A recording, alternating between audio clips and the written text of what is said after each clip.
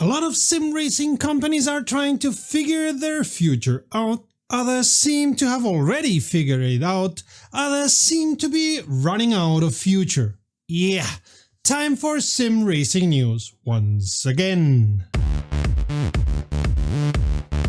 Greetings Romy, you're watching WromWrom, the channel sharing the joy of sim racing and a regular news roundup or weekly sim racing news. It's interesting that two companies revamped the career modes of their flagships in the last weeks. On the one hand, Wreckfest 2, which had been wandering aimlessly since release with no particular direction, and on the other hand, Kunos ACEvo, which had been pretty much wandering aimlessly since at least summer of last year. Both had extremely rocky early access starts, by the way. I don't know if both things are connected, I'm just putting it out there as data point. All in all though, our hobby is quite healthy, as last month's numbers are going to prove, but not for everyone, as I think last month's numbers are indicating. Let's check it all out, shall we? Wreckfest 2 will bring back special events and challenges which will pop up based on your progress, owned vehicles or playstyle. The team promises ridiculous stuff like harvester demolition derbies and lawn mowers racing against harvesters.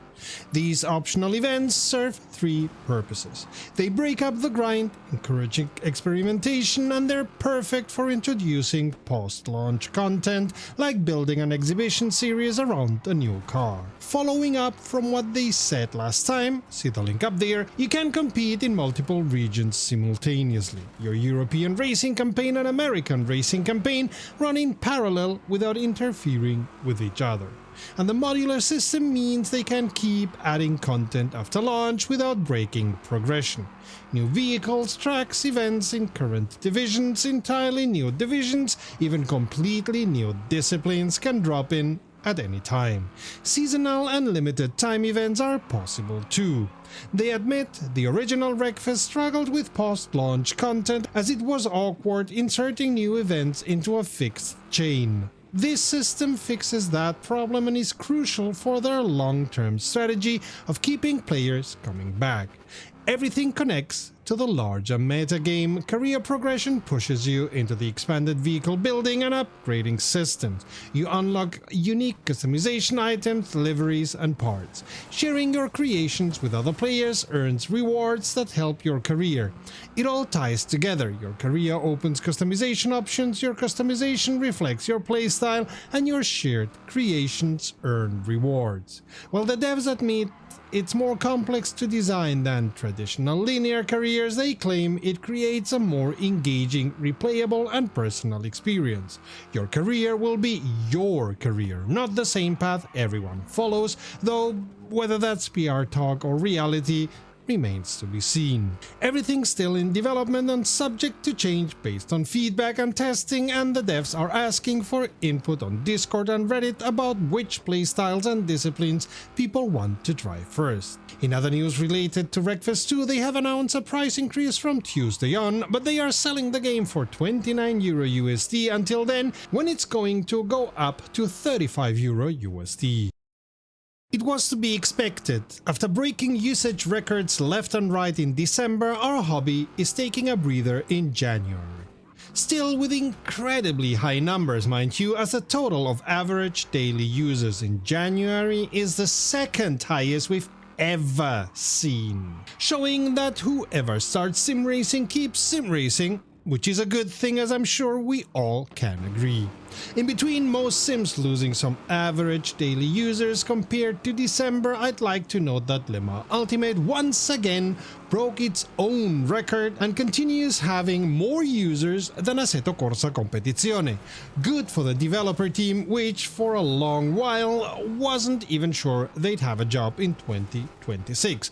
Now would be a good time for them to start working on the IndyCar sim. Oh, wait. On the other side, Rennsport and Project Motor Racing are struggling, and while I have no idea of their financials, neither are public and have neither obligation nor, I suppose, the will to publish quarterly numbers, I'd say they are burning more money than they are making.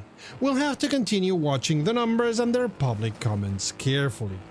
All in all, and I have to concede to our surprise, our hobby is not only keeping healthy and strong, it's still growing. And just to put things in perspective, the total of average daily users is 7,000 higher than a year ago, and that was 6,000 higher than 1 year before. To all of you new users, welcome to the family! Rennsport will add the Hyundai N-Vision 74 car to its roster, which not only is one of those cars nobody drives in real life because it's a fuel cell hydrogen car and the fuel cell technology has not matured enough for market after billions and billions of money pumped into it, but also because if you ask me, it looks like ass. WromWrom is taking Laguna Seca out of the track roster as the license has expired before they could reach an understanding for renewal. NASCAR 25 got a minimal patch with some cosmetic changes. iRacing released patch 3 for their 2026 Season 1. The big quality of life edition is auto-launch for registered sessions. Enable it in settings and the sim will automatically open your session when it's ready. Race servers weren't always sending interim session results to clients and some cones were extra bouncy at certain tracks. NPC drivers improved their skills with NASCAR Cup Series next-gen cars. They also took a specialized training course for the Porsche 911 Cup focusing on not rolling over. Lighting near pit road at various NASCAR tracks now illuminates properly at night. The focus car in replays was jumping around unexpectedly, and accented consonants and special characters weren't displaying right in text chat. The Spanish spotter pack got updated. Spotter calls about vehicle wings were giving incorrect information, and SimoCube Link port devices got wheel definitions added. GTP class cars had a visual issue where wet tire treads appeared to wear like dry treads, which was cosmetic only. NASCAR Cup Series next-gen cars got the 2026 engine and graphics packages, and A-post flaps were added. These connect to roof flaps to prevent cars from going airborne. Short track oval tire parameters changed. Setups were updated. The Cadillac CTS-V race car had its scrape damage FX tuned, and the Dallara IR18 got its Nashville Super Speedway package updated for engine power, aerodynamics, and tires to match the real series better. The global Mazda MX-5 Cup trunk lit physics were updated for more realistic collision behavior. They're really going into details now. The NASCAR Cup next-gen Chevrolet Camaro ZL1 body shell got completely rebuilt for the 2026 season package, and paint schemes got some adjusting to match the new shape. Super Formula lights can now adjust brake bias fully during fixed setup sessions, and the Super late model nose panel got slightly more durable. Track fixes were made for several venues. Autódromo Hermanos Rodriguez added slowdown penalty areas for cutting via pit entry and closed the course cut exploit across 3 layouts. Daytona optimized tire barrier systems. Miami International Autodrome closed an off-track exploit for faster qualifying times, and Portland International Speedway addressed an exploit where the area between the yellow line and white harsh marks at pit exit wasn't properly considered part of pit road. Reisa's Renato Simeoni went public this week to explain what his company has planned for Automobilista 2 this year. Now, this is Reisa, who viewed deadlines as suggestions for vague deliveries. So maybe we won't see all of this in 2026, but there's going to be spillover into 2027 or even 2028. At least he's telling us the direction he wants to be taking with AMS2, which is more than Kunos can say about ACEvo, truth to be told. Cleverly, Renato does not commit to a fixed schedule. He's learned from the past. First info we get is that Automobilista 2 is near to selling 1 million copies, which is a respectable number for sim racing. Also, Reisa expects to drop a 1.7 version around the beginning of summer. Their plan is to have the NPCs drive even better and introduce an option to save and resume races already in progress for single players. With regards to multiplayer, they are going to allow you to join Just Race and LFM races from the in-game lobby. One very important for me will be the content filtering and sorting options, because AMS2 has so many cars and tracks that I sometimes struggle to find the combination I want to drive on any given day, and the system they have right now really needs improvement. On the deeper simulation level, the tire damage will be detailed even further, wind simulation is expected to reach new heights, see what I did there, and they want to push further into dynamic weather and dynamic track functionalities. They are also working on allowing limited tire sets, tow and repair delay, and even limited spare parts. For me, rather cosmetic, but of course for some of you important and part of a deeper immersion should be the animated flag marshals, dynamic crowd reactions, and even animated driver interactions. So you can see your opponent flipping you the bird? They also want to allow for detailed and specific regulations to pick and choose and make things interesting, like different qualifying and race formats, virtual safety cars, parc fermé rules, ballast rules, a wide range of pit stop restrictions and additional championship scoring options, along with support for inter-series class split scoring and leaderboards. What Renato also says, but we've heard this one before, is that they are going to improve modding support. This has not really happened in the past despite their promises, and for example there's no support for the wonderful software that is the Automobilista 2 Content Manager. See the link up there. I hope this does change from now on, as we at WromWrom love modding and mod makers.